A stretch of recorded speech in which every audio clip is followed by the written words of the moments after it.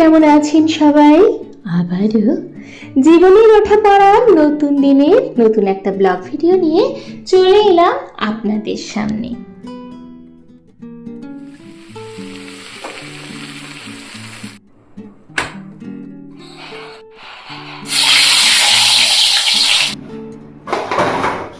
পাতাগুলো কি সুন্দর হয়েছে, এই যে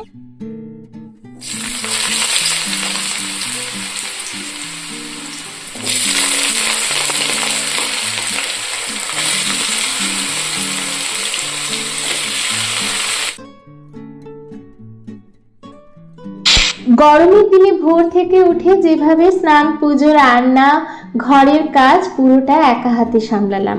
আজকে বানালাম নতুন ধরনের ডিমের ঝোল। চলো সঙ্গে থাকুন, দেখতে থাকুন, আশা করছি ভালো লাগবে। এখন যেহেতু বাঁধাকপি সেরকম ভাবে আর কি খাওয়া হয় না, এটা তো শীতের সিজনের, কিন্তু শীতের সিজনের হলেও এখানে কিন্তু বাঁধাকপি সব সময়ই পাওয়া যায় আর সব সময়ই খাওয়া হয়। তাই বাঁধাকপিটা একটু মশলা দিয়েই রান্না করলাম আর কি। আসলে রুটির সাথে বাঁধাকপিটা করেছি। আজকে সকালে একটুখানি রুটি করে দিলাম আর কি। তো ছেলে স্কুলেও নিয়ে যাবে, আমাদেরও টিফিনে খাওয়া হয়ে যাবে। আর বেশিরভাগ দিন সকালবেলায় রুটিটাই করা হয়ে থাকে। আমি শুক্লা, আবারও নতুন দিনে নতুন একটা ব্লগ ভিডিও নিয়ে সবাইকে সঙ্গে নিয়ে আজকের কিন্তু ভিডিওটা শুরু করে দিয়েছি সবাইকে সঙ্গে নিয়ে আজকের পথ চলা। তো সকালবেলায় একদম সকালে কিন্তু আমি সকাল ভোরবেলায় আর কি উঠে রুটি তরকারি করেছি, তারপরে ঘরটা সমস্ত কিছু পরিষ্কার করেছি, তারপরে কিন্তু আমি একটুখানি শুয়ে পড়েছিলাম। তো 1 ঘন্টার মতো একটুখানি রেস্ট নিয়ে তারপরে আবার উঠে স্নান টান করে আপনাদের দাদাও তো বেরিয়ে গেছেন, তো এরপরে আমি একটু খেয়ে নেব। আসলেই এতটাই ক্লান্ত লাগছিল, সেরকমভাবে ঘুম হয়নি। আর ঘুমটাই হচ্ছে মানুষের সব থেকে আসল, তাই না? শরীরকে কষ্ট দিয়ে কিছুই হবে না।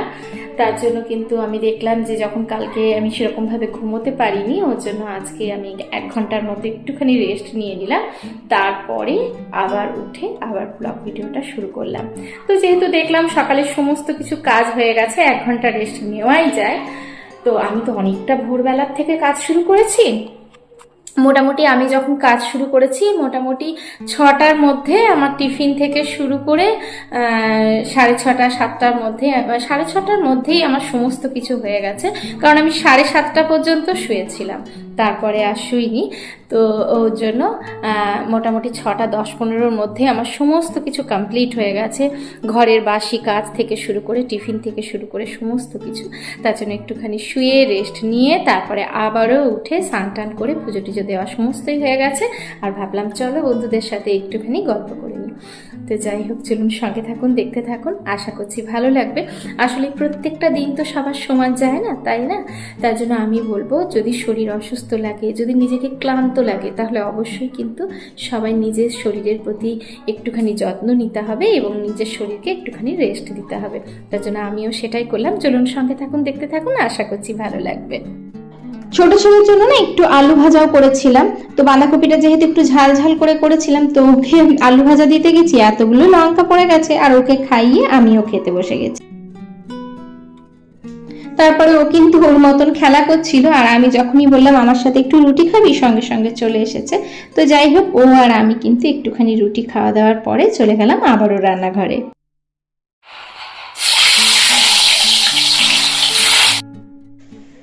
আজকে কিন্তু গরমের জন্য একদম হালকা পাতলা একটা ডিমের ঝোল করব, তবে টেস্টটা কিন্তু দুর্দান্ত হয়েছিল, একটু অন্যরকম করে করেছি।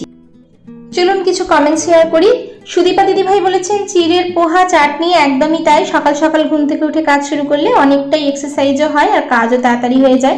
সয়াবিনের পকোড়ায় মৌরি দিয়ে, এটা একদম ইউনিক লাগলো। শুক্তোর রেসিপিও খুব সুন্দর হয়েছে। একদম কম তেল মশলায় একটুখানি ডিম করছি আর কি। আর আজকে ভাতটা এখন নামালাম আর কি, ভাতটা করে তারপরেই লাস্টে ডিমটা বসাচ্ছি। যেহেতু খেতে গিয়েছিলাম তো তখন ভাতটা করে নিলাম, আর সকালবেলায় তো সবজিগুলো করে নিয়েছি।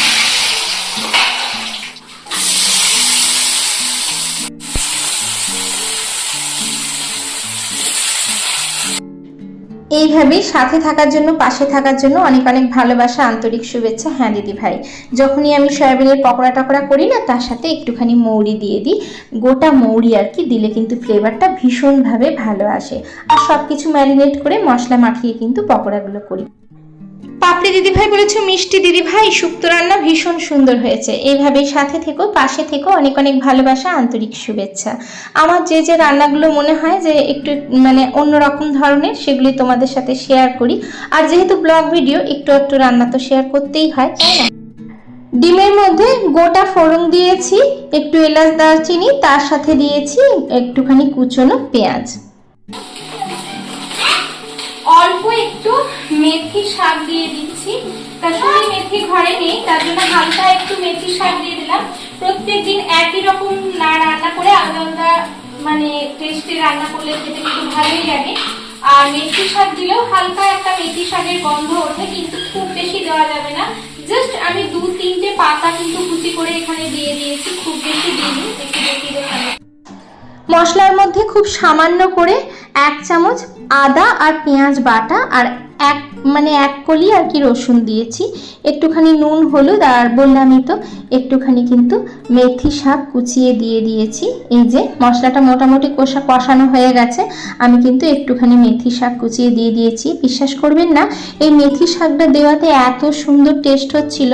আর আমি কিন্তু জল গরম দিচ্ছি রান্নায়, এই রকমভাবে জল গরম দিলে খেতে কিন্তু ভীষণ ভালো হয়, রান্নাগুলো খুব টেস্টি হয়। তবে হ্যাঁ, সবসময় দেওয়া হয় না, যখন সম্ভব হয় তখন কিন্তু দেওয়ার চেষ্টা করি।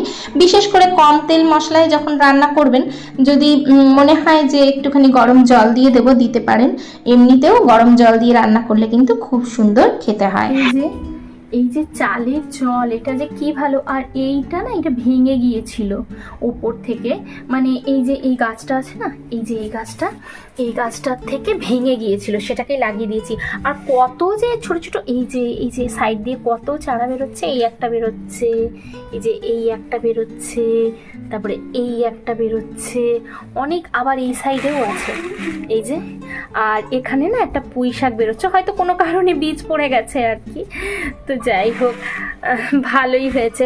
আর অ্যালোভেরা গাছটা কত বেরিয়েছে চারা, এই যে চাল ধোয়া জল কিন্তু খুব ভালো, চাল ধোয়া ডাল ধোয়া অনেক বেরিয়েছে। একটা ছোট্ট মতন গাছ লাগিয়েছিলাম, এই যে এই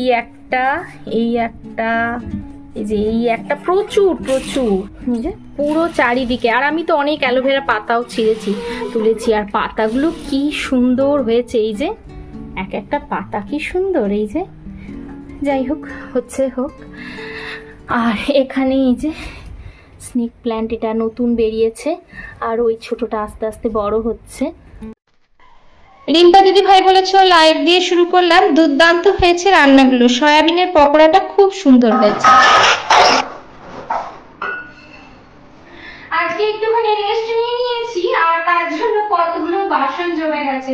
ভাবলাম ওদিকে যেটা হচ্ছে হোক রান্নাটা, না আমি ততক্ষণে বাসনগুলো এদিকে মেজে নিই, তাহলে এখানটা পরিষ্কার হয়ে যাবে, তাই না?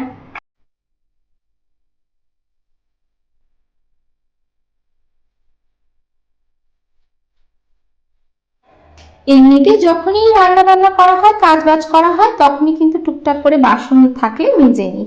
তো অন্যদিন 1-2টো করে মাজতে মাজা হয়ে যায়। আজকে এতগুলো বাসন জমে গেছে, যেহেতু একটু মাঝখানে রেস্ট নিয়েছিলাম। যাই হোক, একবারে বাসন টাসন মেজে এখানটা পরিষ্কার করে নেবো, ততক্ষণে ডিমটাও রেডি হয়ে যাবে, অনেকটা তো হবেই। বৃষ্টি পড়া বাঙালি থেকে দিদি ভাই বলেছে খুব সুন্দর লাগলো দিদি ভাই, লাইক দিয়ে দেখে নিলাম, অসাধারণ হয়েছে সব রান্না। এইভাবেই সাথে থাকার জন্য, পাশে থাকার জন্য অনেক অনেক ভালোবাসা, সাথে রইল আন্তরিক শুভেচ্ছা। এইভাবেই সাথে থেকো, পাশে থেকো।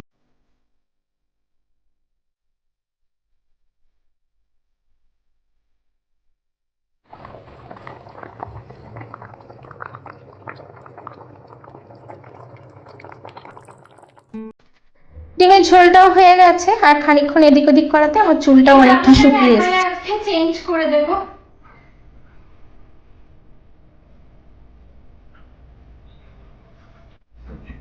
এই গরমের মধ্যে না একদম সুতির নরম পুরনো চাদর পাতা কিন্তু বেশি ভালো, কারণ বেশি কর্মরে মানে বেশি নতুন হলে বেশি অস্বস্তি লাগবে, তার থেকে একদম পুরনো আর সুতির নরম চাদরগুলো, যেগুলো ধুয়ে ধুয়ে বেশ খানিক দিন হয়ে যায় আর কি, সেগুলো বেশ সফট হয়ে যায়, বেশ ভালো আর কি। তো সেই সমস্ত চাদরই পাতা ভালো।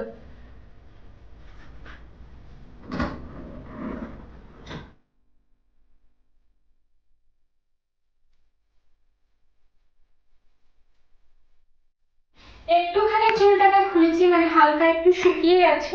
কি গরম লাগছে, ওরে বাবারে বাবারে। এবার চুলটা যে ভিজেটাই গুটিয়ে রাখবো, আমি তো এতক্ষণ গামছা দিয়ে দিয়ে তোয়ালে দিয়ে দিয়েছিলাম, কিন্তু এরপর একটু না খুললে না চুলগুলো সব উঠে যাবে। পিঙ্কি দিদি ভাই বলেছ চিড়ের পোহা, পেঁয়াজ ও কারি পাতা ছাড়া খুব ভালো লাগলো, সাথে চাটনিটা দারুণ হয়েছে, পুজো করলে ভালো লাগলো।